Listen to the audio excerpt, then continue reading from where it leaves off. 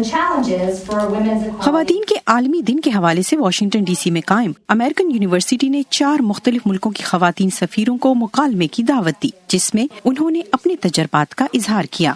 When we are talking about peace talks, یہ رویا رحمانی ہیں، امریکہ کے لیے افغانستان کی پہلی خاتون سفیر۔ رویا رحمانی 90 کی دہائی میں خانہ جنگی کی وجہ سے چھوٹی عمر میں ہی اپنے خاندان کے ہمراہ پاکستان منتقل ہوئیں۔ پاکستان میں کچھ سال گزارنے کے بعد واپس افغانستان آئیں، لیکن طالبان کی وجہ سے گھر سے باہر نکلنے سے گھبراتی تھیں۔ اسکالرشپ ملنے پر انہوں نے کینیڈا سے گریجویشن اور امریکہ سے ماسٹرز کیا۔ I chose what was in front of me. میں نے اسی شعبے کا انتخاب کیا جو میرے سامنے تھا، کیونکہ اس وقت جنگ اور کشیدگی کی صورتحال تھی، میرے لیے بقا کی صورتحال تھی، اور اسی طرح میں خارجہ امور کی وزارت کا حصہ بنی۔ عمان کی سفیر حنینہ سلطان المغیری امریکہ کے لیے کسی بھی عرب ملک کی طرف سے مقرر کی جانے والی پہلی خاتون سفیر ہیں۔ وہ ماہر معاشیات ہیں اور گزشتہ 15 برسوں سے واشنگٹن میں بطور سفیر خدمات انجام دے رہی ہیں۔ سفیر حنینہ کا کہنا ہے کہ انہوں نے کبھی بھی اس عہدے کی خواہش نہیں کی تھی۔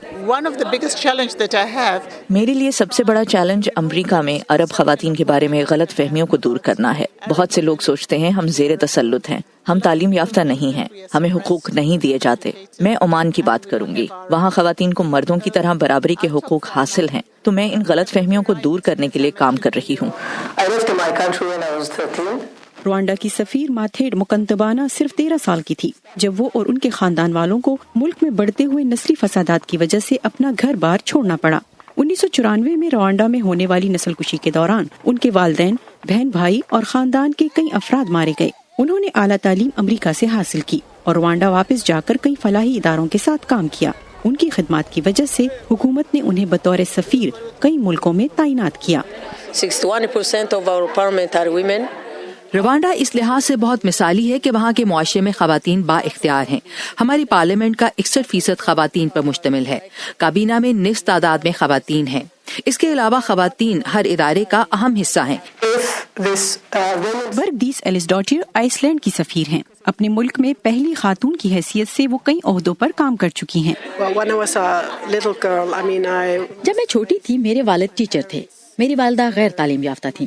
ہم کسی سفیر کو نہیں جانتے تھے، نہ ہم میں سے کسی کو سفارتکاری کے بارے میں کچھ معلوم تھا، لیکن مجھے پڑھنے کا بہت شوق تھا۔ میں دن رات پڑھتی تھی اور یہیں سے میرے دماغ میں خواہش ابھری کہ ایڈونچر کروں اور فارن سروس کا حصہ بنوں۔ اس وقت دنیا بھر سے تقریباً 180 ملکوں کے سفیر امریکہ میں تعینات ہیں، جن میں سے صرف 22 خواتین سفیر ہیں۔ آج یہاں پر جمع ہونے والی ان خواتین کا کہنا ہے کہ دیگر شعبوں کی طرح سفارتکاری کے میدان میں بھی خواتین کی تعداد میں اضافہ دیکھنے میں آئے گا۔ Nilofar Mughal, voice of America, Washington.